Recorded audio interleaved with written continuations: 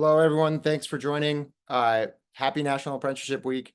We're going to give it a couple minutes for folks to join. I see people filing in as participants. Thanks so much for joining, and we'll get started in just a few minutes.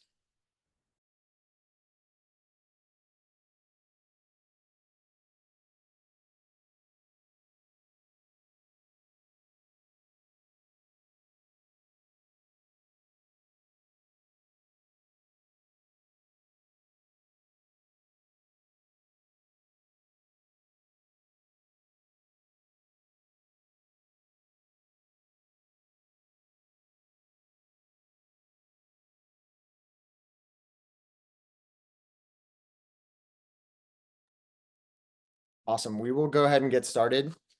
Thank you all for joining today. My name is Ben Gagne-Maynard. I am a partner with the National Center for Grow Your Own. On behalf of National Center for Grow Your Own, happy National Apprenticeship Week. I'm really honored to be here, and I'm really appreciative that folks have joined today's call. It is National Apprenticeship Week. There are a lot of webinars and events going on across the country, not just focused on education and apprenticeships in the education sector, but across sectors, across professions. So thank you so much for frankly choosing us and being here today. I think we have a really good webinar.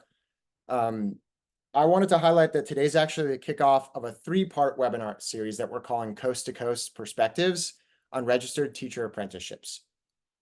Today's exciting because it's the first of that three-part series. I'll outline in a second what our other upcoming webinars are, but it's truly coast to coast. From the Atlantic to the far Pacific coast, we have representatives from all around the country who are doing great work creating teacher and educator registered apprenticeships. So if you're wondering a little bit about National Center for Grow Your Own, we are a 501c3 nonprofit organization that was formed by some of the leaders of the human capital leadership team in the Tennessee Department of Education. So that's how I met our founder and managing partner, David Donaldson, as well as my colleague, Miles Woodhull. During our time at Tennessee Department of Education, David was the co-author of the first registered apprenticeship in teaching program in the United States.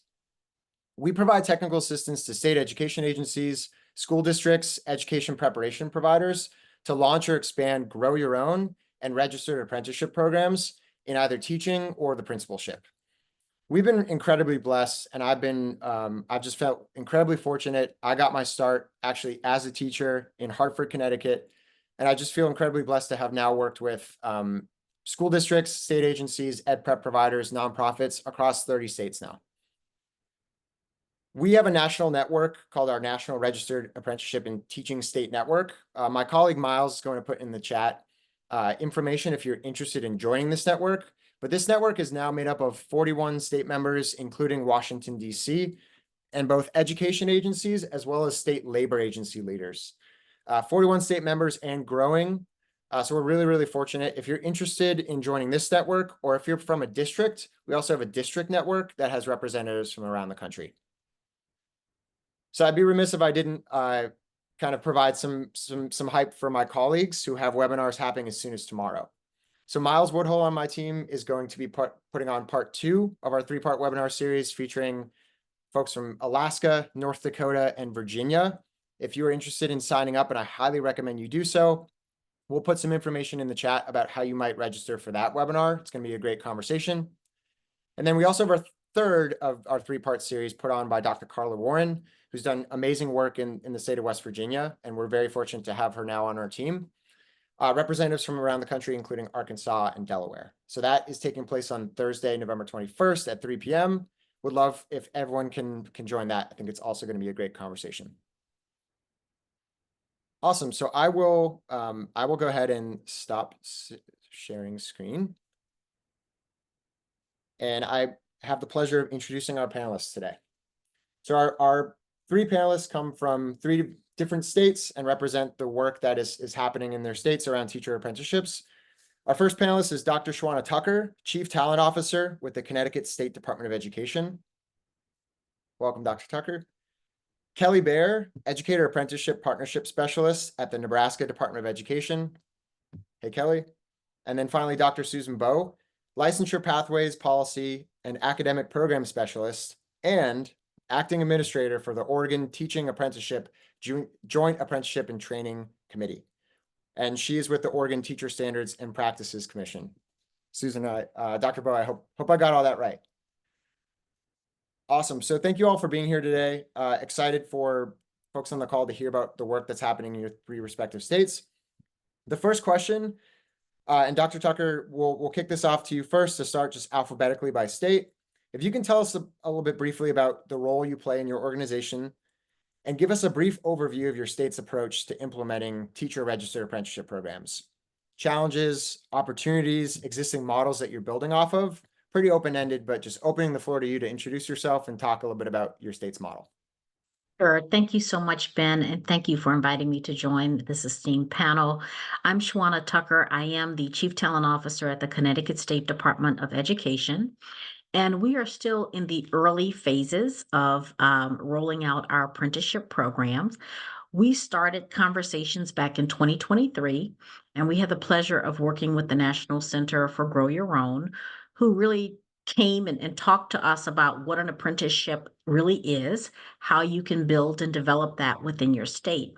So after meeting with the team, we then looked and turned towards, what are we doing in the state already that we could possibly convert into an apprenticeship program, or what could we develop that could become an apprenticeship model? So we have 2 registered apprenticeship models within the state of Connecticut. The first is the Next Gen apprenticeship model, which we began our Next Gen program actually in 2000 during COVID.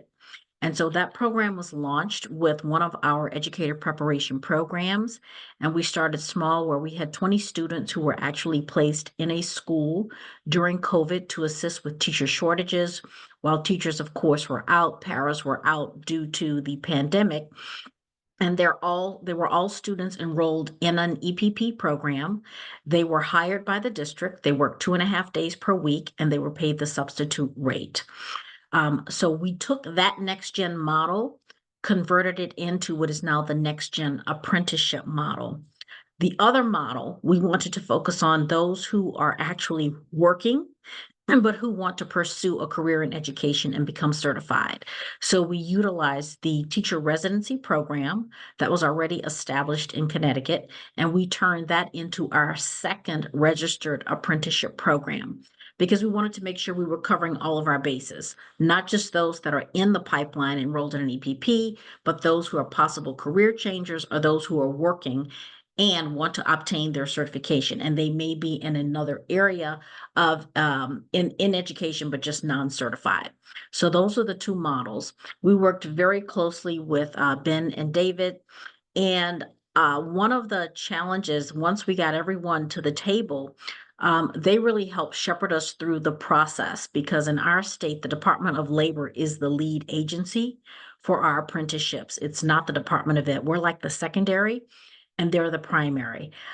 So we developed a working relationship with our state apprenticeship coordinator, worked very closely. That part went pretty well. Where we ran into some delays was when we brought everyone to the table. The delay came in working with our unions, I'll be very honest. Not that they weren't on board, but it was really the time that it took to get them to the table, to explain the process, what had to occur, and then helping to shepherd them through the process of working with the districts, helping the districts to negotiate with their local unions, having all of the paperwork then in place to then bring before their boards of education that then had to be approved. For us, we did not think it would take as long as it did. So because of that, it took much longer than what we expected. Because of that, it really threw off our timeline and our calendar for when we wanted to roll out our registered apprenticeship programs in the state. So when we rolled out our program, finally, we were off cycle. So we actually started with 1 apprentice in 1 district under Next Gen, and we started off with 3 residents in the other district. So we're still in our pilot phase. We started with 2 districts, 1 with Next Gen, 1 with TRP. However, we have now since expanded. We currently have 8. And for next year, we're going to expand to, our number as of this morning was 54. We're going to do a phased in approach, a phase A, a phase B. And I don't know, Miles, if you want me to go into the funding aspect now. I mean, Ben, we can do that now or we can do it later, but you tell me. Yeah, let's keep folks on their toes, I think. I think it's All gonna be right. I think it'll be All right. perfect. So I'll just stop there with kind of the background of our two registered apprenticeship programs, and I'll get into the funding aspect in a little bit later. Awesome. Thank you so much, Dr. Tucker. You're welcome. Kelly, I'll kick it off to you. Same question. If you can just introduce yourself and talk about your role within your organization, as well as some of the background behind the work that's happening in Nebraska.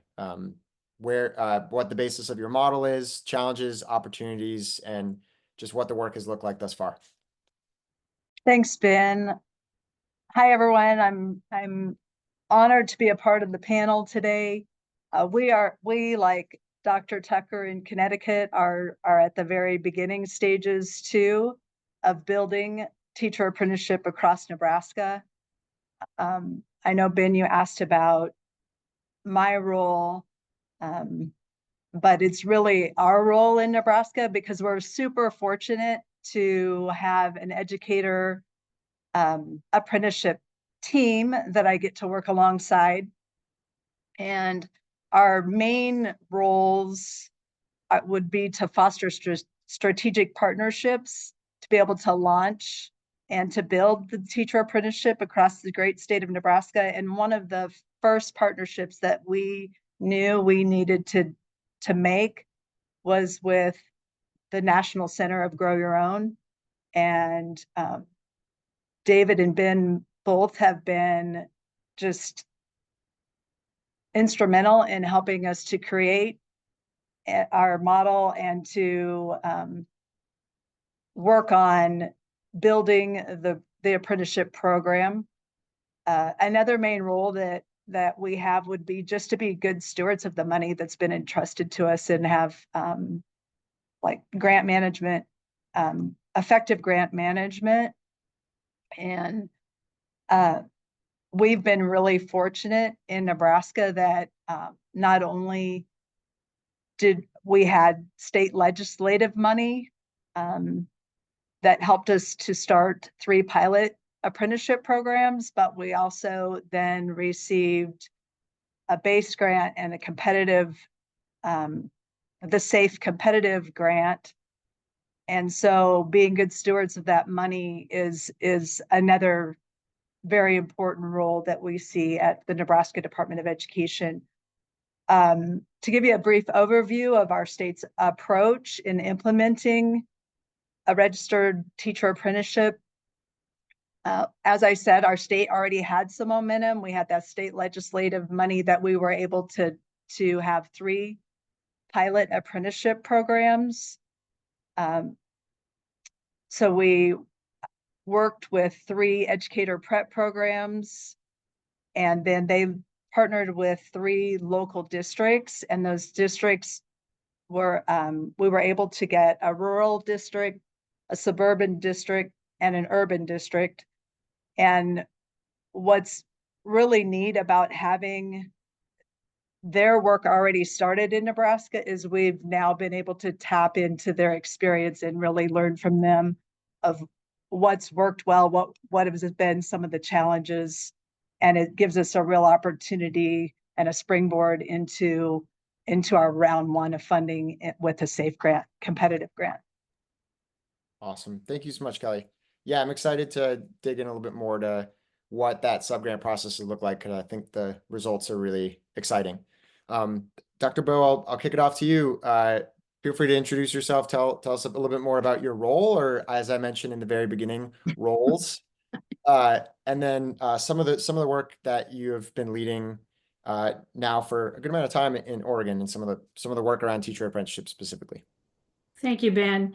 My name is Susan Bowe, and I am the Licensure Pathways Specialist at Teacher Standards and Practices Commission, which is the licensing and program approval agency for the state of Oregon. So I was tasked 2 years ago to facilitate the creation of our Oregon Teacher Apprenticeship Model. And the team at TSPC, again, just like Kelly, it's not a one-person, job. My whole team at the Educator Prep and Pathways unit contributed their skills to get this off the ground.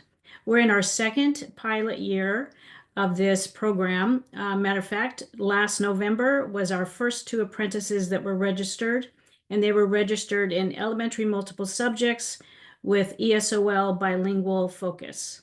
So that leads me to say that one of our main goals was to diversify our workforce to meet the needs of our local school districts by allowing them to recruit from within their school buildings those interested parties that would meet the needs of their K-12 students. So one unique thing about Oregon is that we are a state apprenticeship state. So we have a state apprenticeship agency that we need to follow and work with. It's been a very good experience for us to work with our Oregon Apprenticeship and Training Division.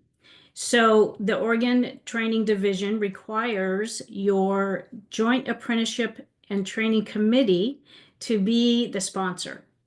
And that committee is made up of employers and employees, so school district employers and their employees, to guide the whole program, to monitor the progress of each apprentice. So when I hear other states that have 100 or 50 apprentices, I'm swallowing very hard thinking, oh my goodness, that's a lot of progress reports. So one of the challenges for us have been to understand the requirements and compliance of our state apprenticeship agency. They're helping us, we're helping them so that we're on the same page as far as, language used and expectations. So currently we support special education endorsement, elementary multiple subjects with ESOL, and we just recently created our advanced mathematics. We really want to scale into high school content subject areas, which are a real high need in our districts as well. Just like Shauna, we are a union state, and so that has presented some unique challenges, but we work closely with our Oregon Education Association to support our local unions that support our districts. So I'm excited to be here, and I'm ready for questions. Awesome. Dr. Bowe, we'll actually stick with you. I am always appreciative of hearing, as we said, the theme of these webinar series is coast to coast. And we know that there are actually a lot of things that are in common across registered teacher apprenticeships in the United States, but there are also things that make each state's, each district's, each school's program slightly unique. If you can talk a little bit about, for lack of a better way to put it, the whys behind some of the problems of practice that you think that Oregon was trying to solve, as well as some of the opportunities that you think that you're trying to tap into by standing up those types of models as apprenticeships. So maybe problems that might be unique, or contexts that might be unique to Oregon that impact your program model, as well as some of the opportunities you were trying to tap into. Great, sure. So it's interesting to note that, workforce strategies are really key in all the states across the nation. But it's also interesting to note in Oregon that we're also having teacher layoffs. So it seems like a conundrum, like, why are we having teacher layoffs when we have a teacher shortage? But the key in Oregon is that we have a teacher shortage in key high need areas. So rural areas, meaning regions, as well as endorsement areas like content. So part of the goals of the apprenticeship model is to serve our communities for those high need areas, and also to remove barriers. So there would be barriers, financial barriers for the apprentice or the candidate.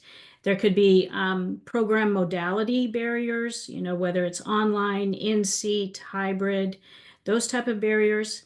To remove those so that those individuals who really want to be a teacher can access that career path. And our model is very standardized, and it is one model, kind of like a freeway, a 4-lane freeway with multiple on-ramps, and it has to have some off-ramps. So we do have some off-ramps. We've used those. which is very important.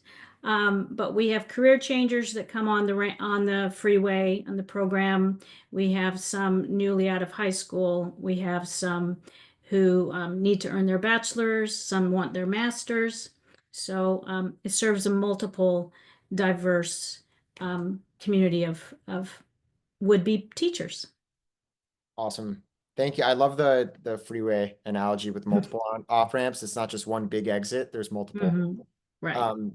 Dr. Tucker, I'll kick off the same question to you. Sort of what do you think within Connecticut's context? Because I know that there were two different pilot programs, but also would just love to hear some of the context in Connecticut, and you think both challenges and opportunities that CSD was trying to tap into in pursuing registered apprenticeship in teaching. Sure. What I'll say is I'll start with, we have a strategic plan by our State Board of Education. One of our goals is to diversify the educator workforce. So we have what we've created is called the Connecticut 616 Educator Pathway. So similar to Susan's Highway, ours is that pipeline, and there are various parts to the pipeline. So we take students from middle school with our Grow Your Own programs, high school. We offer a variety of things, and apprenticeship falls within that pathway. So what we have opted to do, we're starting with teachers first, trying to hopefully address the teacher shortage, but to also provide financial incentives for our students who are in the apprenticeship program. So we've developed a budget, and currently I am utilizing ARPA funds to expand phase A of my apprenticeship program, focusing on teachers. So within that budget, we have held several sessions with districts and with our EPPs so that they have a very full understanding of what is the role and the expectations of the EPP, the students, as well as expectations with the districts. Like my colleagues, there have been some cutbacks with funding or funding that's coming to an end. So districts are trying to figure out, how can I afford this? How can I do this? What I will say is we have alliance districts, 36 of them in Connecticut, and those are our lowest performing districts. They receive additional funding. So there is an additional 10% that they receive called increasing educator diversity. They can use a portion of those funds to support residency programs and apprenticeship programs. So many of them are budgeting to do that to support their apprentices. However, the budget that we have developed with our JATC, which I have to say I'm proud, we finally pulled our JATC together. We had our first meeting, we elected our officers, we're about to have our second meeting, and the chair of our JATC is one of the presidents of our teachers union here in the state of Connecticut. So that is helping us also to spread the word and to move the agenda along.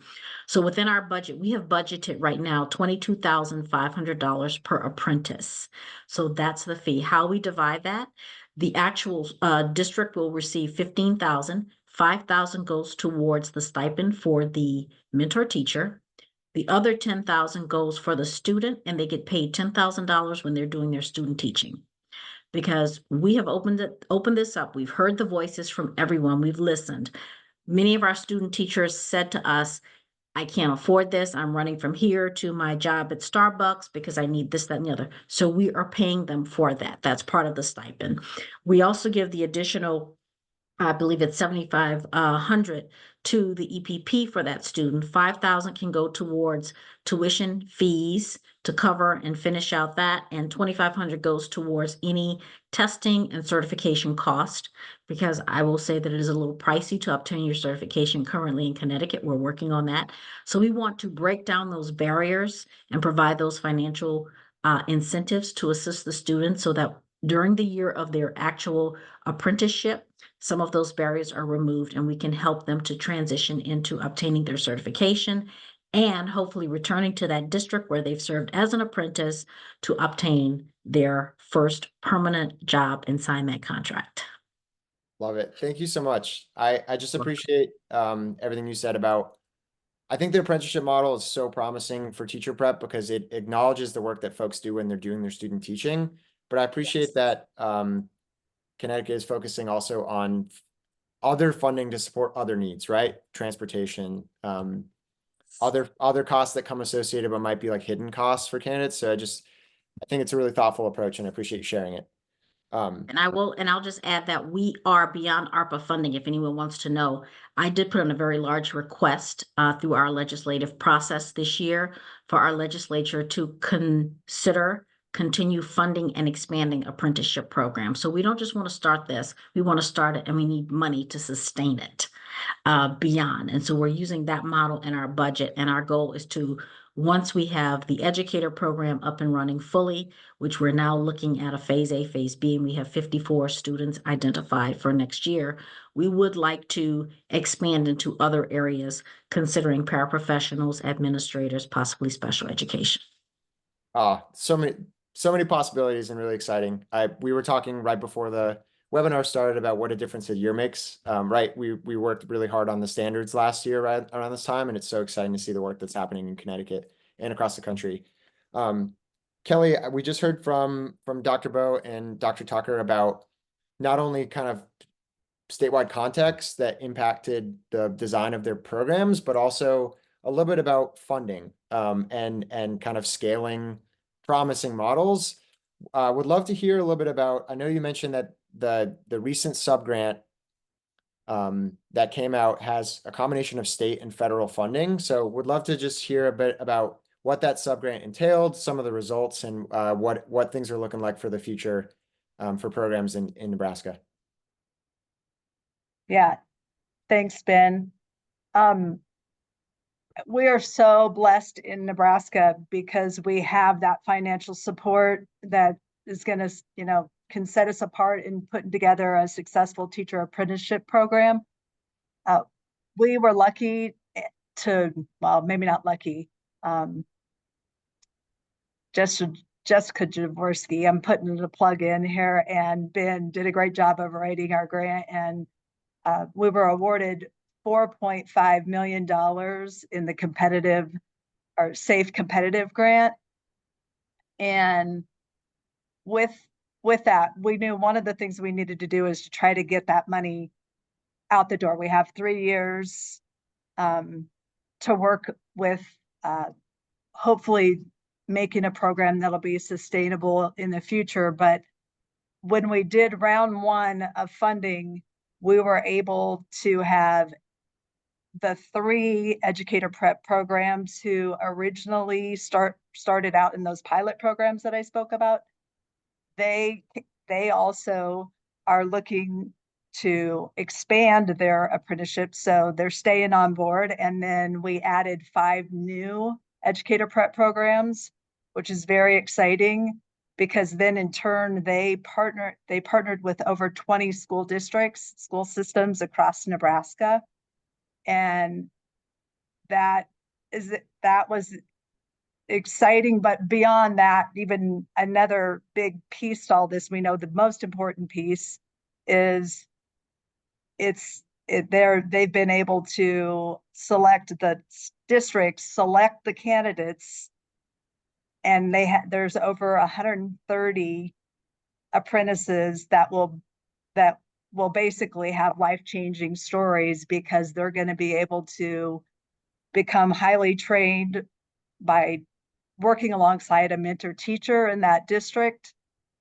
And they can also, so they're going to earn the on-the-job training, the hands-on experience that's authentic, and they're going to learn basically at no cost to them.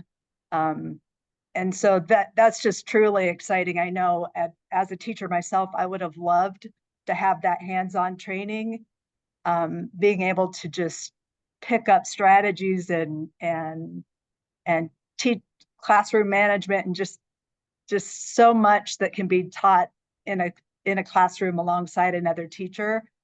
But to be able to do it without any student debt that's amazing. But we know the real winners in all of that are our students in the classrooms across Nebraska. Being able to put quality teachers in the classroom is something that I just am very passionate about, having been a teacher myself for 30 plus years. And so that allows us to look at ways to expand apprenticeship. We've done round 1 funding, and we're looking at how can we make round 2 funding even better. And then round 3, hopefully, if we have money, because with our first go around in round 1, we were hoping to be able to award $2.5 million, but ultimately it was even better than we hoped for. We were able to award over $2.8 million. We'll be able to award over $2.8 million. And I think the real goal, as we were with this recent sub-grant and all the applications from the Educator Prep program, was to really use the teacher shortage survey that we do in Nebraska to really pinpoint those and highlight those areas of need. Where do we need these teachers? Like what areas? And we found that special education, early childhood, and English language endorsements were our areas of shortage in Nebraska. And so when in that application process, we gave extra points for educator prep programs who could deliver a program in one of those high need areas. And so that's been great. And we're looking forward to round 2 and 3, Ben. Yeah, absolutely. Thank you so much. Kelly, I always appreciate hearing people's individual stories. I'm going to ask a little bit later on, like each person on the panel's why they're into this work. So, but yeah, I just appreciate hearing your story. And when you talk to former educators or current educators about this work, I always frequently get the response of like, yeah, that all makes sense. Like this model makes sense. Dr. Bo, would love to hear from you. We talked, both Dr. Tucker and Kelly talked about in different ways. We're about to be living in like you can call it post-ESSER society, right? Like ESSER money, even though I know Dr. Tucker, you're in the throes right now of making sure that final spending can occur. We're going to be living in a world in which the ARPA funding, it's crazy. It feels like not that long ago it came to each of the states, but that money is going to be going away. So would love to hear from you, Dr. Bo, about how Oregon is thinking about long-term funding and sustainability, and kind of the different routes that you might be taking at the state level, as well as counseling districts and ed prep providers in that field as well. Great question. We are in our next legislative session that's soon to start. When I was first hired, the legislative session provided $2 million for our pilot program through a Senate bill. And the $2 million was provided to TSPC to give to our school districts who are participating.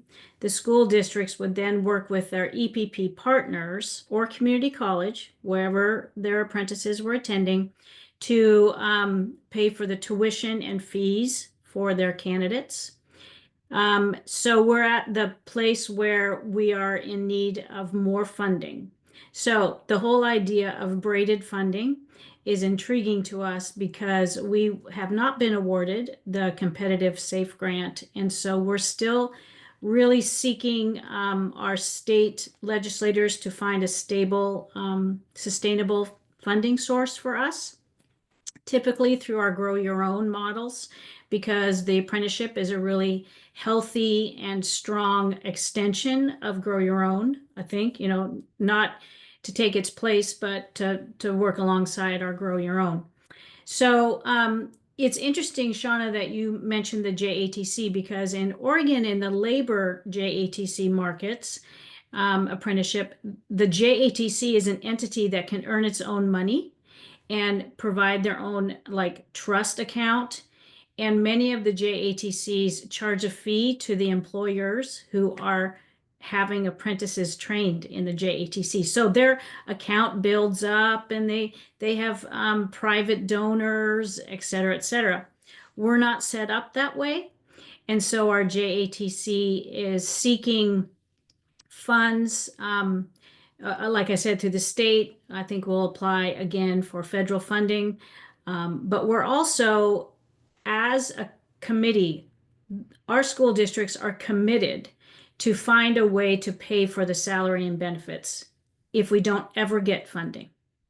And so they are working with their HR departments and unions to create a scale. So there is an apprenticeship scale where an individual goes from a para to apprentice one, and it's actually going to be put in their budget. And they won't have a ton of apprentices, but they will always keep that flow of apprentice coming in, maybe 2 or 3, those apprentices becoming mentors, new apprentices coming in, those apprentices becoming mentors. And as that builds, it will just, create the potential for that district to serve itself well. So that's what we're really hoping, that our school districts can gain that vision and put that structure in place. I wish I had better news, like we were awarded $6 million or something like that. Maybe in the future. No, I think it's really, really helpful for everyone on the call who's a participant to hear different states' context, right? I really appreciated you bringing up that districts are working really hard to make sure that no matter what the funding landscape looks like, salaries, benefits will be covered. That means that I think it just shows a recognition that they have a really vested interest, see the benefit. So I appreciate you sharing that. And it's also the requirement or expectation of our EPPs and community colleges to go out and get their own grants to fund their bilingual educators or their such and such program. So we're really encouraging people to be proactive. Yeah, Pell, if you're running a bachelor's level program, what can Pell do? Pivoting a little bit, but I think we've heard a lot about partnerships, and I think partnerships and who the players are at the table look different in each state. For example, state apprenticeship agency states like Connecticut and Oregon versus USDOL state in Nebraska. But Dr. Tucker, I'd like to start with you. What do partnerships look like to get this thing off the ground? And then tacking on to that, what are some like unexpected partnerships or partnerships that you didn't know that you might have needed to leverage in a new or different way while you've been implementing this? So partnerships generally, and then have there been any sort of unexpected or really pleasant surprises, things like that? So far, we have not had any pleasant surprises. We've moved slow and we've tried to be very intentional as we move forward. And so for us, it was not about the quantity, it was more of the quality as we move along the process. So we knew it would be critical for us, having labor at the table, to also have our 2 unions. But we also know in that process, we have a university EPP dean seated at the table. We have one of our apprentices seated at the table with us. We also have our executive director of the Connecticut Association of Public School Superintendents at the table. So for now, that's the group that we work with. We convene, we work through our issues, we find solutions, because we felt it was very important to have someone there representing districts who could speak to superintendents as we roll out and expand what it is that we're trying to do. There are other organizations that more than likely we will bring to the table in the very near future, especially as we seek to expand. We do have our Black administrators organization and our Latino administrators organization, who are friends and partners with us. They have helped us when we began our Next Gen program to serve as mentors. And we've also have our Connecticut Association of School Personnel Administrators, who we also communicate with, because one thing that we found, because of the, I would say, very nice stipend that is offered to mentors, you can imagine when this was rolled out in districts, some of our large districts had a very long line of people saying, I want to be mentors.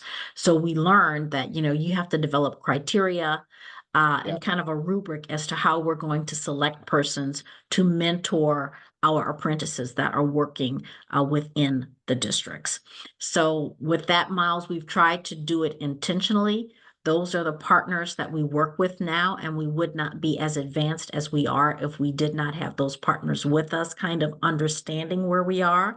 We also have held some webinars along the way so that districts or EPPs who were potentially interested and didn't really know a lot about apprenticeships could learn more about the process, what's involved, and what the expectations are. And I think that that is what we're seeing now that has helped us, because we're saying, hey, these are the two models that we have.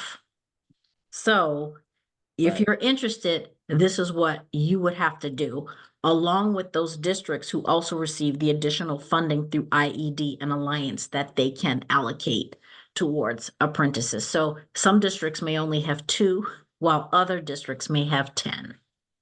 Yeah. Thank you so much. And I just having had the pleasure of doing similar work with you all in Connecticut, it was a real pleasure of meeting different partners and just hearing their perspectives. I'd be remiss if I didn't give a personal shout out to Todd Birch of the Connecticut Department of Labor. He's a huge champion of this work, and he's been just a great partner. I'll just personally shout him out because worked really closely with him. Kelly, would love to hear from you. What do partnerships look like, both current and then potentially future, in the state of Nebraska, when it comes to launching this work and then scaling this work? Our relationships in Nebraska that were formed initially, obviously, U.S. Department of Labor, Elliott Kane with Nebraska Department of Labor. I think we're learning best practices from our EPPs and our local districts that were in the pilot program. And then at a national level, I enjoy being a part of the National Apprenticeship Network, where we can learn from different states that are going through some of the very same things that we're going through.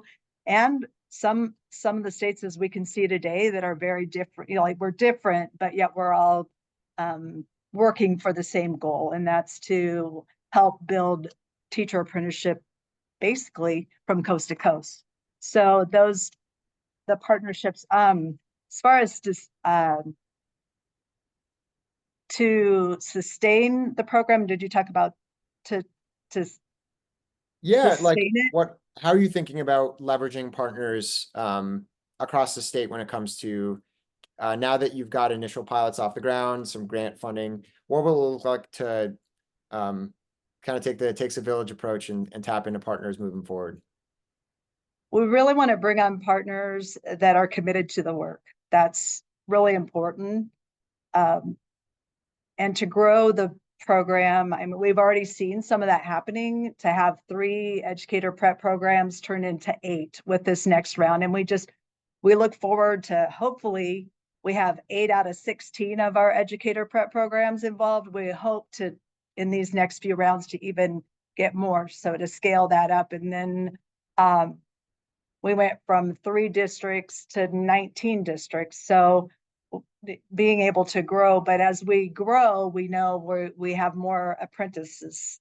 And I love the way Dr. Bo talked about, then if you get over 130 apprentices, then you're looking at how are you going to keep track of all the data and everything that goes with the teacher apprenticeship program. As we move forward and have more apprentices, I think we're really going to have to look at how we work with Nebraska Department of Labor to have more wraparound services, like transportation or daycare or whatever for those apprentices. We've already heard some of the challenges that our apprentices are facing as they are, working in the field and trying to become that teacher they've always wanted to be. Thank you so much. Yeah, I appreciate everything you said about like what's happened currently and then how you're thinking about the work moving forward. Yeah, because it's now the fun starts, right? It's scaling, expansion, and yeah, it takes a village to get it done, but it's all incredible work. Dr. Bo, would love to hear from you on this partnerships. Now that you've heard from Dr. Tucker and Kelly, maybe some similarities and differences. For example, I know Connecticut has a joint apprenticeship and training committee or council. Oregon has one too. So I'd be interested to hear how maybe the composition looks similar or maybe different based on your state. Sure. Our JATC has officers, a chair, a secretary. I'm the administrator, so I'm in charge of the compliance and following all the apprentices through their progression. But keeping the collaboration and open communication with our state apprenticeship agency is key to understanding how we can add to our standard.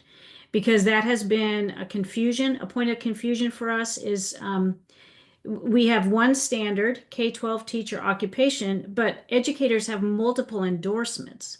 So you have history, biology, elementary multiple subjects, SPED, ESOL, and I'm struggling to help my labor department understand how that works. And so they're trying to, say, oh, is that like electrician and voltage? Like you want to be licensed in this voltage or this voltage? I said, pretty good. Students are high voltage in the classroom. So yeah, I guess so. So that kind of collaboration and understanding our different professions is really important. One thing that we have really learned is that the school district, our training agent, our school district, and their EPP or community college partnership has to be so strong. And it's communication, communication, communication. You cannot communicate enough because they work together to support the apprentice in the school building. They work together for the mentor. They work together for their coursework. They work together for their competencies. They work together for their required hours. And so that has been a learning curve for us. Districts and EPPs that thought they had a great partnership realized they had to ramp it up even more. Yeah, appreciate that. And I love hearing lessons learned. You all are clearly really, really reflective, and you can't help but think about like, what are the things we're learning? How can we improve? And I think that's just recipe for quality programs. Pivoting a little bit in the last 13 minutes or so of the presentation today, Dr. Bo, you kind of, or the webinar rather, Dr. Bo, you kind of alluded to this, but some of you may need to think back a little bit further than others, just based on whether you've been in the role that you're in now for a year, 2 years, a couple months. But think back to when you first began this work doing registered apprenticeship and teaching. If you're a state or district leader on this call right now, and you don't know where to begin, just to be real, what key lessons, insight, or advice would you have? What are some things that have helped you get to this point? And what are some things that you feel like you're still learning? Just going to open that up. Dr. Tucker, we'll start with you. I would say the first thing you need to do is have a conversation with Ben and Dave to really have an understanding about apprenticeship from all different perspectives and what it really entails, to find out if this is something that you really have, number one, the time to devote and the resources to devote. Because like my colleagues here, it's a lot to get up and running, but then once you get up and running and you understand all of the moving pieces, it doesn't take as long as it did to once you get that first group going. But you really need to understand all of the moving pieces, who the partners are. Everyone needs to have clear expectations and deliverables. But you also want to sustain what you started. And so I would say for anyone in the beginning phase, really have that conversation to know what it is that you are stepping into, and make sure that it is tailored to possibly the goals of what your state Department of Education or your state legislature is working towards. Because if it is, then that will help you with the sustainability piece when you go out to ask for funding. And I would also suggest that you maybe have someone else at the table, possibly someone from your education committee who truly understands. Because I will say that there were some people in Connecticut who had heard about apprenticeships. Oh, this sounds like a great idea. We need to do this. However, they did not understand all of the moving pieces. And they also didn't understand, like in our state, that it's the Department of Labor who is actually the lead agency and has to approve everything. It's not the Department of Education. Awesome. Thank you so much. And I appreciate the kind words. Dr. Bo, would love to hear from you. What advice would you give? Lessons learned, guidance? I'll open it up. Well, similar to Shauna, a close relationship with your state apprenticeship agency if you have one, because that is key to launching and keeping the collaborative efforts, ongoing.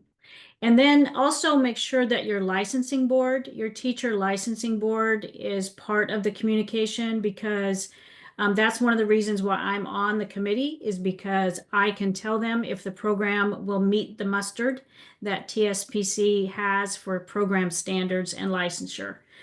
So I'm always checking, nope, you can't do that. This OAR says you can't do that, so you have to do this. So that's really important to keep a high quality program going smoothly. Train your school districts and your EPPs how to recruit and vet your apprentices, your applicants. Remember, they're not an apprentice until they've applied and been registered. And in our JATC, we vote on every applicant. And the school district has to come and present, not physically, but paperwork. This is why we want to have this apprentice in our school. Because like I said previously, we've used our off-ramp twice. And I think if the school district and the EPP would have vetted their applicant a little bit better, then we wouldn't have had to unregister them after they were registered. Luckily, it was in their probationary period of 700 work hours, which was fine, and it was their decision. It was too difficult for them. They realized it wasn't the right career path for them. So that's really important. And then the last thing, I would just say strong mentorship from day one for your apprentice is key. And those mentors need training, because it's not the same as just being a cooperating teacher for a 15-week or one semester student teacher. It's ongoing. It's a struggle to evaluate and assess ongoing. In Oregon, we have quarterly progress records that have to be completed for our state apprenticeship agency. It can be confusing, but it's important. And so I have appreciated the requirement of having a JATC, because it's high touch. We know where our apprentices are in their progress. And so that would be what I would say. Awesome. Thank you so much. Kelly, I'll kick it off to you. What advice would you give? What have you learned? What have you leveraged things like the national? I know you mentioned very kindly the state network, of which NCGYO state network, in which I know NDE is a part. So just open up to you. What have you learned? What advice or guidance would you give? I guess if I had to give advice to district or school leaders who are wanting to launch or create teacher apprenticeships within their district, is you don't have to look very far.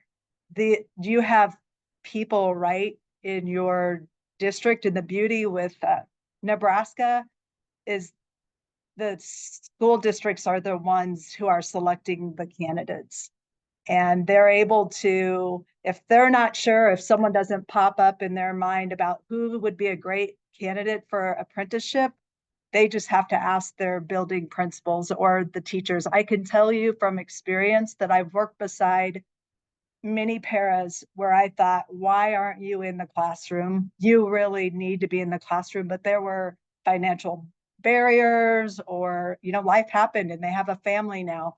But the beauty of having someone who's already in your building is they're embedded. They're there because they want to be there. Maybe they're, their own children go there, or maybe they went there as a child.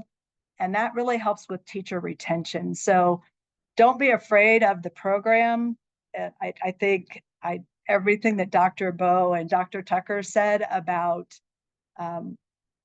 really having the district have wraparound supports, not just for the apprentices, but also those men are teachers, I think is very, very important. And they're out there. There are people out there that have a heart for kids that are now working in the district, and don't limit yourself to just maybe paras. We have executive secretaries. We have apprentices from 22 to 70 years old. We have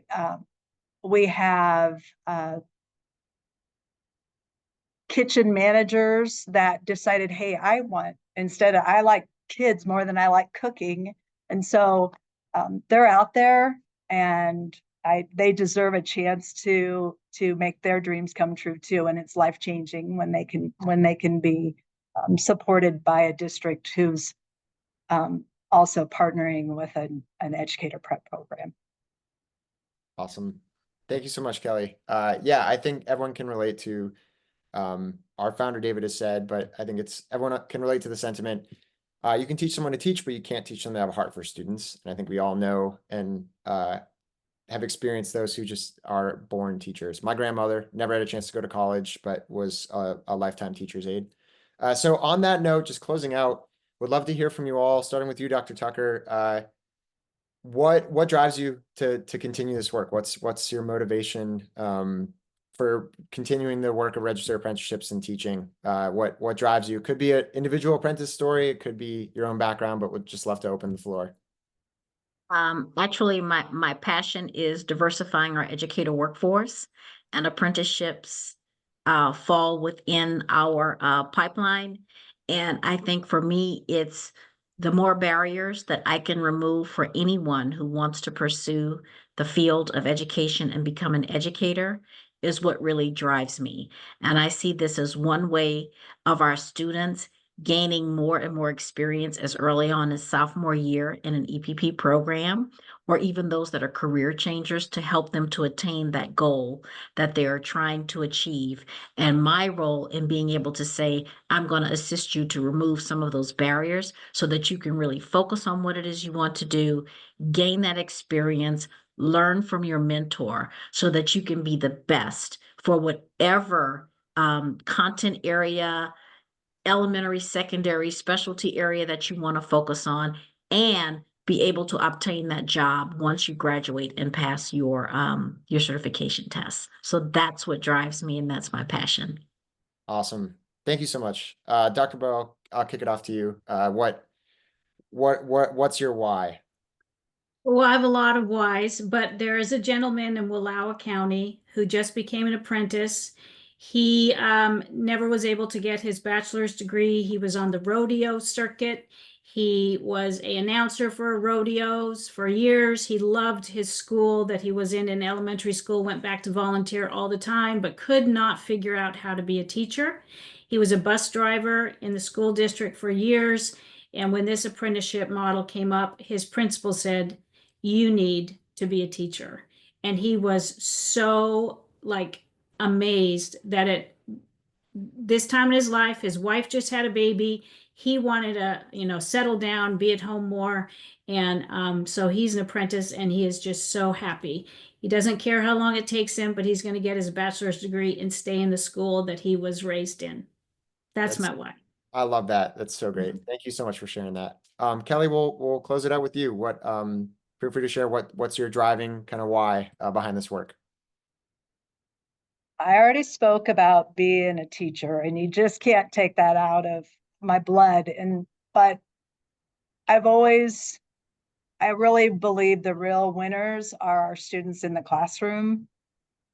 And every student deserves a champion in the classroom. And when you think of this teacher apprenticeship, the beauty is it's a win-win-win-win. It's a win for the states as we face teacher shortage, and it's real. And it can help reduce the teacher shortage. It's a win for the local districts. They're getting highly trained teachers that are embedded in their school already and are likely to stay around and retire there themselves. You've got a win for the apprentices. I've heard I was so fortunate November 6th to listen to different life-changing stories that the apprentices had. Yeah. Just heartwarming of how they went from kitchen manager to the classroom, or how they were worked in the cafeteria and they noticed that their line was longer than the other two lines, and how they would say, you can go ahead and go to the other line, but the kids wanted to stay where they were because they had a connection. And she was making this connection. And so the heartwarming stories that I've heard from the apprentices, but again, the real win are doing what's best for our kids. So Awesome. that's Well, my thank you all so much. Absolute pleasure hearing about the great work you're doing, and the passion is so palpable. What drives me. I will, if you all can join me in saying thank you so much to Dr. Tucker, Dr. Bowe, and Kelly for joining us today. They're doing amazing work. Stay tuned to all the work that will continue to happen in Oregon, Connecticut, and Nebraska. The last thing I will share is just a quick reminder of the webinars that we have taking place as soon as tomorrow. So again, we have 2 more webinars happening during National Apprenticeship Week. I've put the information in the chat. We would love to have you. I hope you found today inspiring, informative, and everywhere in between. Thank you so much again. A recording of this presentation will be made public on NCGYO's website. Here's our contact information. Thank you so much again. Be well, and happy once again to National Apprenticeship Week. Take care. Be well. Thank you.